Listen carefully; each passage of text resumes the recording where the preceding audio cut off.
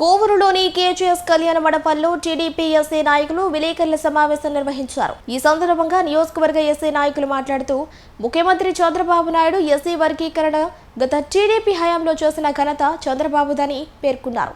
ఇప్పుడు కూడా ఎస్సీలలో విభేదాలు రాకుండా ఎస్సీ వర్గీకరణకు బిల్లు ఆమోదం చేసినందుకు ప్రత్యేక ధన్యవాదాలు నియోజకవర్గ నాయకులు ముఖ్యమంత్రి చంద్రబాబు నాయుడుకు తెలియజేశారు. స్థానిక శాసనసభ్యురాలు వేమిరెడ్డి ప్రశాంతిరెడ్డి, ఎంపీ వేమిరెడ్డి ప్రభాకర్ రెడ్డికి నియోజకవర్గ టీడీపీ ఎస్సీ నాయకుల తరపున కృతజ్ఞతలు తెలుపుతున్నామని వారు పేర్కొన్నారు. ఎస్సీ వర్గీకరణ చంద్రబాబు నాయుడు గారు ఆ రోజు వర్గీకరణకి అలుపెరుగునే పోరాటంలో వర్గీకరణ ఇచ్చాడు. అదేవిధంగా ఈరోజు మళ్ళీ వర్గీకరణ అతని ప్రభుత్వం ఉన్నప్పుడే రావటం అనేది మాకెంతో సంతోషకరం ఉంది. అలాంటి వర్గీకరణకి తోడ్పడినటువంటి చంద్రబాబు నాయుడు గారు పార్టీని ఎల్లకాలం ఎస్సీ నాయకులు ఎస్సీలు అందరూ కలిసి పురస్కాండాల కింద మొయ్యాలని ఎన్నప్పుడు ఆయన వెంటే నడవాలని కోరుకుంటూ ఎంతో కాలంగా ఎస్సీలలో ఉన్నటువంటి మాదిగలు మానవుల మధ్య ఉన్నటువంటి వివాదాలను కూడా వీళ్ళందరూ కూడా సమన్వయం చేయాలన్నటువంటి ఉద్దేశంతో కూడా అన్ని విధాలు కూడా ఆలోచించి పరిశీలించి ఈ యొక్క ఎస్సీ వర్గీకరణ ఆర్డినెన్స్ అమలు చేసేదానికి ఎంతో సుదీర్ఘమైనటువంటి ప్రయాణం నడిచింది. దీని మీద ఇది అంత సామాన్యమైన విషయం కాదు. దీని అనుకో ఒకవైపు మాదిగల పోరాటం ఒకవైపు, మానవుల పోరాటం ఒకవైపు, అంటే ఇద్దరు అన్నదమ్ముల మధ్య వైరుధ్యం తారాస్థాయికి పోయినటువంటి పరిస్థితి.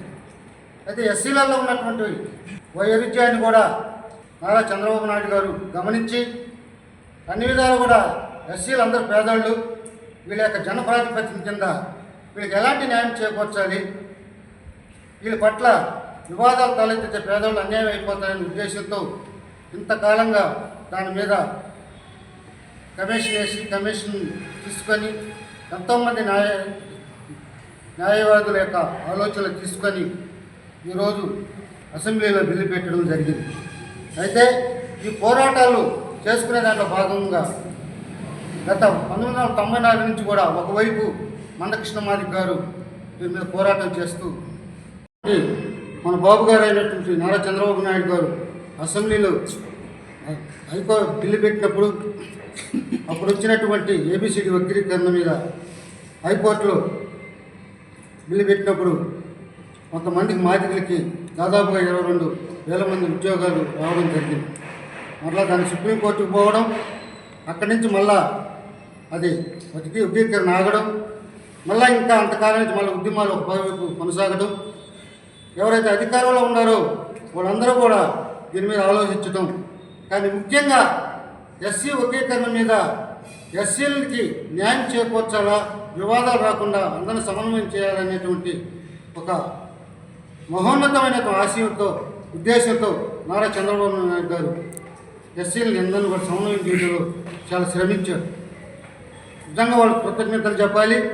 ఎక్కడ ఉన్నటువంటి యొక్క రెండు కులాల మధ్య వివాదాలు తలెత్తకుండా అందరినీ కూడా సమన్వయం చేసి అందరిని కూడా ఆలోచింపజేసి వాస్తవ పరిస్థితులన్నీ కూడా వెలుగులోకి తీసుకొచ్చి అందరిని సోదరభావంతో అందరిని ఐక్యం చేసేటువంటి ఘనత మన ప్రియతమ నాయకులు నారా చంద్రబాబు నాయుడు గారికి దక్కదు. కాబట్టి ఇప్పటి నుంచైనా సరే వచ్చేటువంటి ఈ యొక్క వర్గీకరణ జనప్రాతిపత్యం మీద ఉన్నటువంటి పరిస్థితులను కూడా అందరం కూడా ఎస్సీ సోదరులందరూ కూడా అర్థం చేసుకొని మన మధ్య ఎలాంటి వివాదాలు తలెత్తకుండా మనం ఎలాంటి పరిస్థితులు కూడా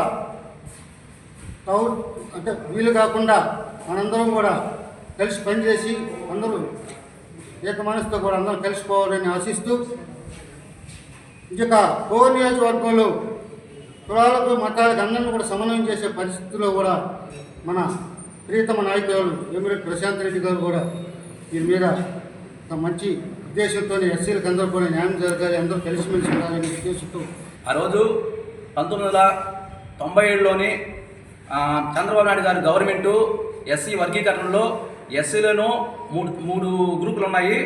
ఆ గ్రూపులో కూడా అత్యంత బలంగా ఉన్న మా మాల సోదరులు ముందుకు వెళ్తున్నారని, అదేవిధంగా వాళ్ళ తమ్ముళ్ళలాగా మేము మాదిగ సోదరులుగా కొంచెం వెనకబడ్డాము, మా తమ్ముళ్ళలాంటి రెల్లి వర్గాల వాళ్ళు ఇంకా వెనకబడుతున్నారు, ఈ ముగ్గురులోని సమన్వయం తేవాలని చెప్పేసి ఆ రోజు చంద్రబాబు నాయుడు గారు రిజర్వేషన్ ఆమోదం తెలిపారు. దానిపైన హైకోర్టు దాన్ని టాప్ చేయడం జరిగింది. ఈరోజు మా కూటమి ప్రభుత్వంలోని గౌరవ మన దేశ ప్రధానమంత్రి గారు సుప్రీంకోర్టు న్యాయస్థానం యొక్క తీర్పు మేరకు ఈరోజు తీర్మానం చేయడం జరిగింది. అదేవిధంగా మన రాష్ట్రంలో కూడా కమిషన్ వేసి ఆ కమిషను నివేదిక ఆధారంగా మన అసెంబ్లీలో బిల్లు తీర్మానం చేశారు. ఆ బిల్లుని ఆమోదంపైనే ఈరోజు మేము కూటమి ప్రభుత్వానికి ఒక విధమైన కృతజ్ఞత భావం తెలుపుతున్నాము. తెలుగుదేశం పార్టీ పుట్టినప్పటి నుంచి ఈ 40 సంవత్సరాల కాలంలో దళితుల పక్షాన్ని నిలబడినటువంటి పార్టీ తెలుగుదేశం పార్టీ. అందుకు ఎన్నో ఉదాహరణలు ఉన్నాయి. ఎస్సీల్లో 59 ఉపకులాలు ఉన్నాయని, ఈ 59 ఉపకులాలకు సమన్యాయం చేసేందుకు పలు విధాలా ప్రయత్నించిన పార్టీ తెలుగుదేశం పార్టీ. ఉమ్మడి ఆంధ్రప్రదేశ్లో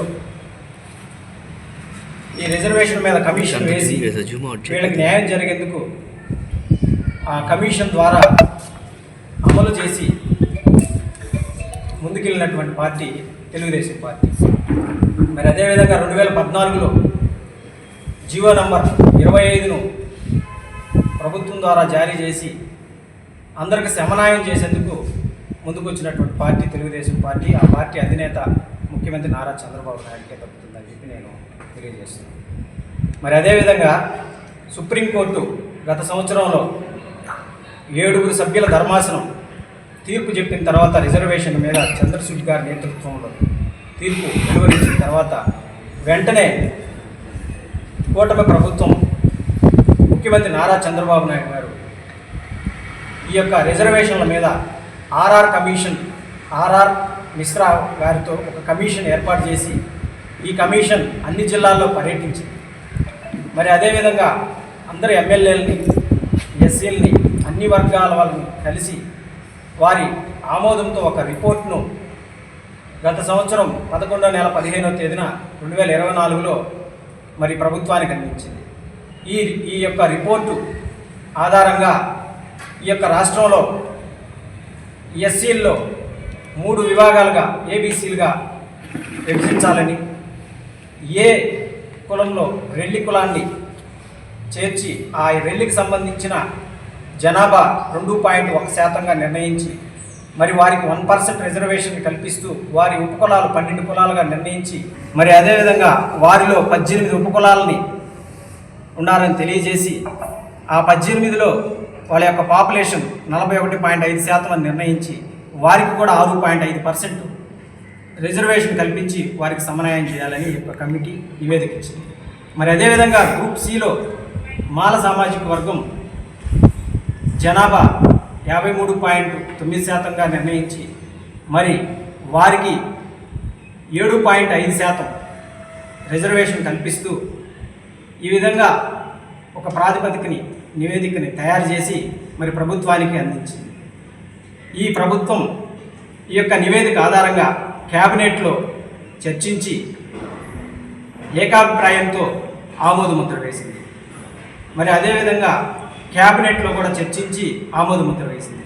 అందుకు పూర్తిగా ఈ యొక్క రాష్ట్ర ప్రభుత్వానికి ముఖ్యమంత్రి నారా చంద్రబాబు నాయుడు గారికి కూడా కోర్ నియోజకవర్గం ఎస్సీ విభాగం తరఫున ధన్యవాదాలు తెలియజేసుకుంటున్నాం.